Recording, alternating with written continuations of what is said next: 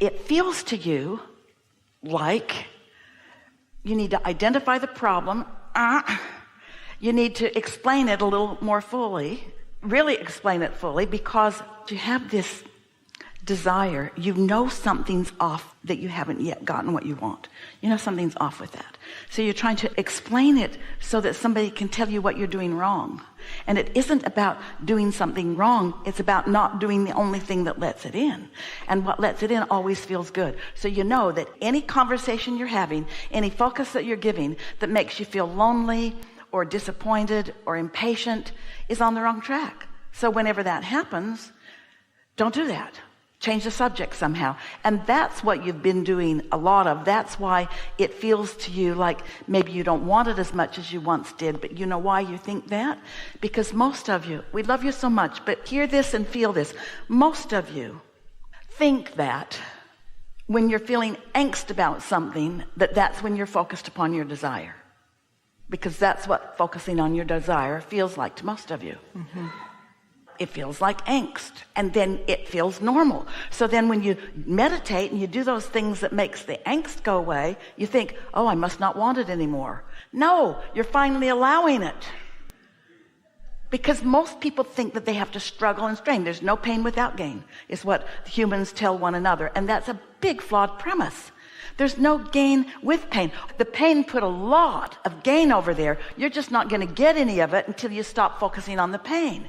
And humans want to say, I would focus on the pain if you'd give me some gain. And we say, you can't get the gain. You don't get off the pain. And you say, that's jacked up. But it is consistent. It is the way that Jerry and Esther would go to a restaurant, and quite often they went to the same restaurants in lots of different cities year after year after year. And they were really good tippers, and they got to be known as that. And people would tell each other. And then when Jerry and Esther would go to a familiar restaurant, especially when they were in their hometown, they could see that they were being fought over by the waiters. Everybody wanted them because they were hoping for that big tip. And quite often, Jerry would say, as he would give them a proportionate tip and then an extra $100. In our family, we have a tradition. When we find a waiter that's like our very, very favorite, we give them something extra, and you're it. And so that had happened in this restaurant several times. And so now there's a waiter that apparently won the arm wrestle and is waiting on Jerry and Esther. And he is really stating his case of need.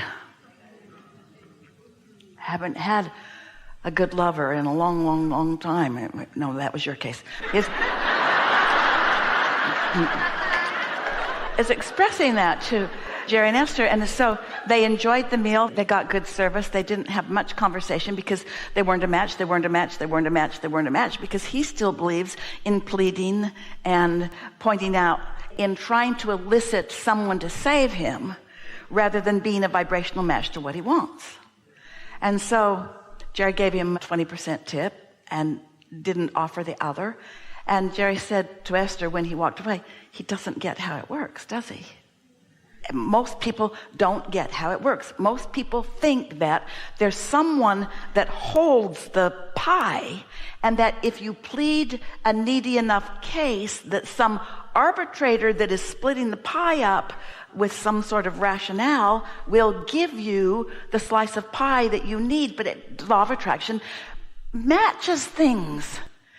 The absence of something wanted matches the absence of something wanted, matches the absence of something wanted. You've got to find the presence of something wanted and make it really active in your vibration on a regular basis, and then boom, an airplane full of nice people.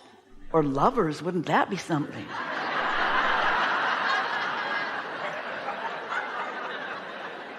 So I don't have to make lists and do visualizations. You made the list. You made the list and you did the visualization. You lived the visualization. You know what it's like to be in a situation you don't like, and you automatically launch this rocket of desire. The upheaval of what you don't want, put what you do want in great clarity in the vortex. Isn't it understood? In other words, if someone is mean to you and you feel broken and you're crying, isn't it understood by any reasonable person what it is you want?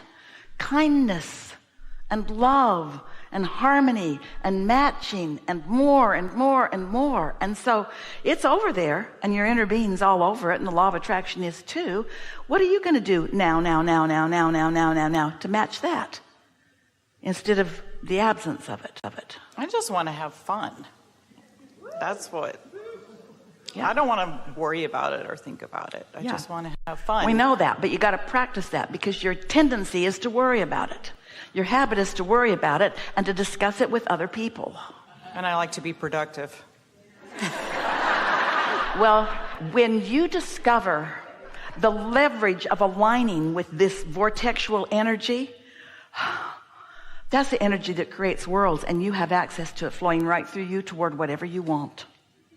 That's leverage. That's productivity.